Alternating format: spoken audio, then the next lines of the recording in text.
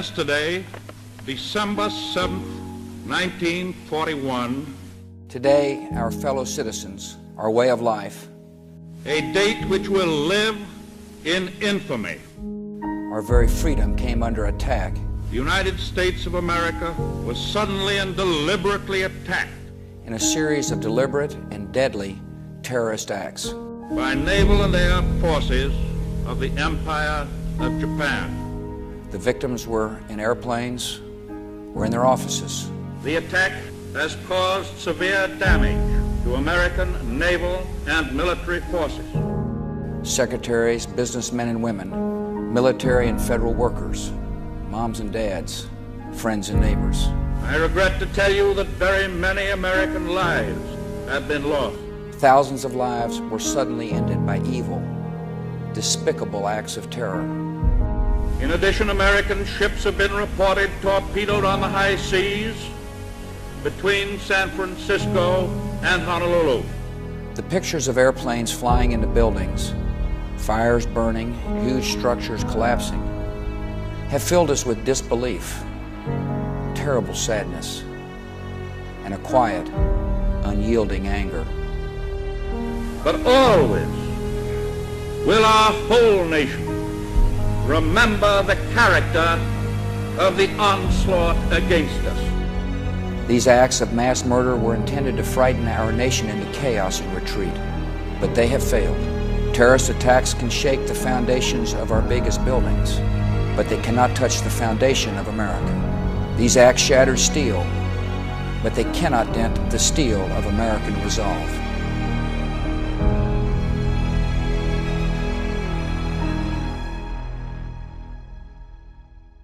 No matter how long it may take us to overcome this premeditated invasion, the American people in their righteous might will win through to absolute victory. I can hear you, the rest of the world hears you, and the people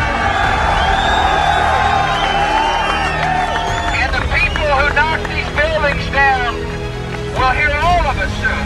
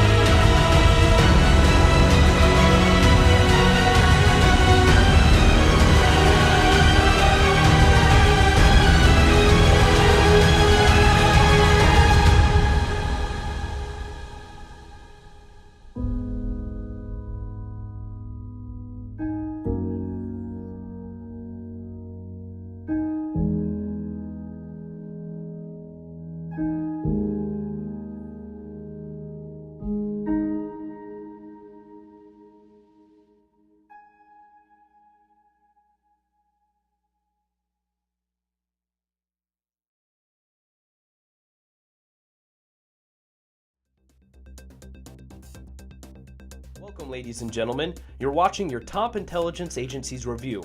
I'm your host, Bryce Dolan. Now, I wanted to begin the show today with that tribute to Pearl Harbor, since yesterday was the 75th anniversary of that infamous day. And to pay our respects, we'll have another video about Pearl Harbor from the US Coast Guard to end our show. But next, from a single piece of intelligence provided to the FBI in New Orleans, an international response was quickly set in motion that kept a large quantity of drugs from entering the United States. At JIATFS, scenarios like this play out nearly every day. Since its creation nearly 3 decades ago, the task force, composed of every branch of the U.S. military, U.S. federal intelligence and law enforcement agencies, and 15 partner nations whose liaison officers work side by side, has proven to be remarkably successful in the fight against the illegal drug trade. If you take the average price of a kilo of cocaine on Main Street, USA, said Coast Guard Rear Admiral Christopher Tomney and director at JIATFS, we have taken more than $6 billion worth of illicit profits out of the system. We are talking hundreds of tons of cocaine that have been intercepted. The challenges posed by narco traffickers, however, remain enormous. "The threats we go against know no boundaries," Tomney said. "These are threats that affect multiple agencies and multiple nations. It not only takes a whole government approach to go after these problems, it really takes a whole hemisphere approach." The task force succeeds by integrating intelligence gathering and sharing with streamlined and highly coordinated tactical operations. Partner nations significantly extend the reach of U.S. capabilities. Everyone works towards the common goal of stopping the illicit drug trade. As one task force member noted, "We all take the field as one team." Using intelligence largely supplied by the FBI, the task force detects and monitors the go-fast boats and difficult-to-detect semi-submersible vessels used by traffickers.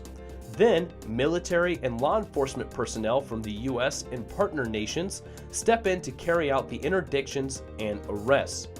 So, for the last over 30 years now, these 15 partner nations in the United States have been teaming up to stop the illegal drug trade. And really, with the partnering of these 15 nations, it eliminates all the bureaucratic routines, all the political junk that you really have to go through with the jurisdiction and all of that. And with partnering with these nations, you can just take action. And that's what this task force is able to do. Since they're working together, they don't have to worry about boundaries, they don't have to worry about borders or jurisdiction. They just work together to take action to try and erase this illegal drug trade. Now, the Department of Homeland Security on December 5th, 2016, the United States-European Union Ministerial Meeting on Justice and Home Affairs occurred in Washington, D.C. The meeting reaffirmed the strong and historical bonds between the United States and the European Union, and the commitment to continue working closely together in the areas of justice and home affairs. The United States of America, hosting the event at the Department of Justice, was represented by U.S. Attorney General Loretta Lynch and by Secretary of Homeland Security Jay Johnson. The European Union was represented by the Commissioner for Migration, Home Affairs and Citizenship Dimitris Avramopoulos, and by Slovak Deputy Prime Minister and Minister of Interior Robert Kalik, on behalf of the Presidency of the Council of the European Union. The United States of America and the European Union underlined the critical importance of their robust relationship and cooperation in the area of justice and home affairs, and the need to sustain and deepen cooperation while facing the shared security challenges for the benefit of the security of citizens in the United States and in the European Union. Both sides confirmed the completion of their internal approval procedures for the EU-US Data Protection Umbrella Agreement and welcomed this important step for strengthening data protection and law enforcement cooperation across the Atlantic. On that basis, the U.S. Attorney General will now make the necessary designations under the Judicial Redress Act to allow the swift entry into force of the agreement. So the EU and the United States are going to help protect their data with this Data Protection Umbrella Agreement, and also this meeting, like they mentioned in the article, proves that the relationship between the United States and the European Union remains strong. Now, according to the Secret Service and the Department of Justice, a former employee of the Charleston Marriott Town Center who defrauded the hotel out of close to $1 million was sentenced today to 2.5 years in federal prison, announced United States Attorney Carol Casto. Now, Mark Kuhn, 53 of Milton in Cabell County, previously pleaded guilty to wire fraud for his embezzlement from the hotel. He was also ordered to pay $955,317.17 in restitution. Kuhn worked for the Marriott as an accountant and general cashier. His duties included collecting cash from the various departments of the hotel, including the gift shop, the front desk, and the restaurant and bar. Kuhn admitted that beginning in November 2005 and continuing through February 2016, he embezzled over $955,000 from the hotel. He covered up his embezzlement by regularly posting false entries in the hotel's accounting system to make it appear as if the hotel had paid out cash for various goods or services. Typically, the false entries reflected fictitious payments for commissions or fees owed to a travel agency or online travel company.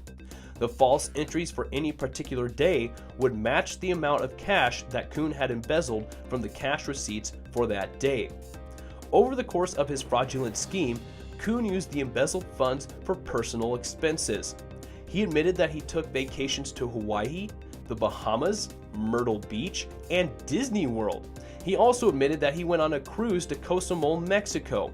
He additionally admitted to using the money to buy cars, a truck, and a recreational vehicle. Furthermore, he admitted that he used the embezzled funds to make payments on Chase MasterCard accounts, Sears credit card accounts, and a revolving credit account at Home Depot. So Mr. Kuhn has been doing this since February of 2005. He's been doing it for almost 12 years now. It would have been 12 years in February, and he's just now getting caught. So it just really begs the question of how long was he doing this before the Secret Service or the Department of Justice caught on to this wire fraud case. So we don't really know, but all that matters is that Mr. Kuhn is now caught and will pay for his embezzling. Now, to end our show today, we hear the story of Pearl Harbor from the point of view of U.S. Coast Guard men on that fateful day. I was cooking in general quarters, come over the speaker, and I went to my station, which was a rangefinder, and while we were up there, the Jap planes went over us. The power plant, where we were tied up right across from the power plant, and we give the guns the range, and the guns started to fire at them, and they turned around and went back to sea. That was Coast Guardsman Howard Lester Hayes. He served aboard the Coast Guard cutter Taney during the Japanese attack on Pearl Harbor. Hayes, like so many others, experienced up close the day that then United States President Franklin Delano Roosevelt called a date which will live in infamy. My name is Scott Price. I am the Chief Historian for the United States Coast Guard. I would like to give you a little insight on what the Coast Guard did on that fateful day in December of 1941.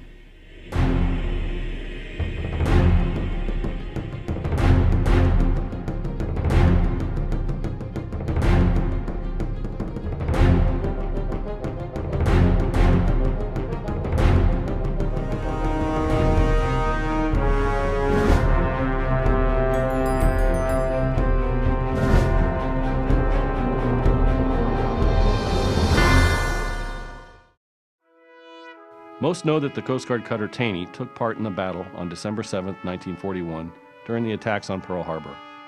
Many don't realize the Coast Guard had quite a number of other units and personnel who also took part in the U.S. defense of Hawaii that Sunday.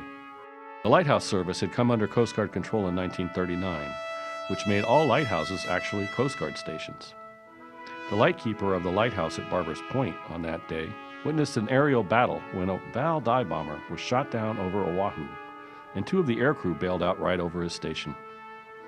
The Army confronted and killed both Japanese airmen who would not surrender. After that incident, the lighthouse was put under Army control. Other units included two large buoy tenders based out of Hawaii. One was named Kukui. A platoon of Army soldiers needed to be transported to the small island off the coast of Hawaii called Niihau.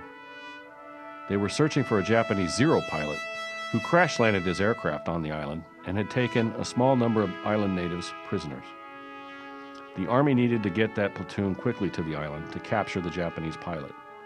The Kukui undertook the voyage, but arrived too late. The locals had already killed the Japanese pilot. The Coast Guard cutter Tiger, a 125-foot patrol boat, normally called a buck and a quarter, was on patrol off the coast of Honolulu when it came under a brief attack by Japanese aircraft. The patrol boat sustained no casualties and continued patrolling throughout the day. The integration of the Coast Guard's 14th District units into the Navy's command structure well before the Pearl Harbor attack prepared those Coast Guard units and the Coast Guard overall to meet the challenges in other theaters and throughout the Pacific during World War II. The Coast Guard's action that day demonstrated that the Coast Guard was ready to defend the country and our way of life as one of the nation's armed services.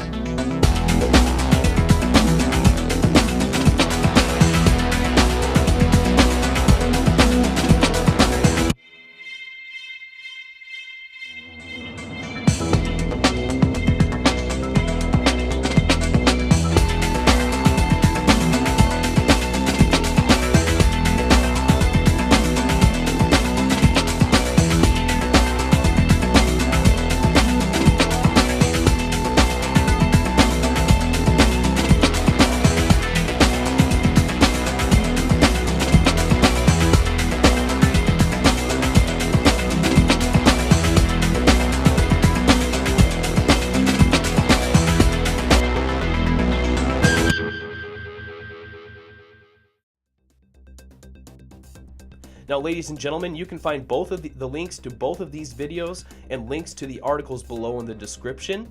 When you do that, make sure you subscribe to the YouTube channel so you get notified every time a new video is posted. Give our Facebook pages a like and follow us on Twitter. But that does it for the show today, ladies and gentlemen. I want to thank you for watching your Top Intelligence Agencies Review. I was your host, Bryce Dolan.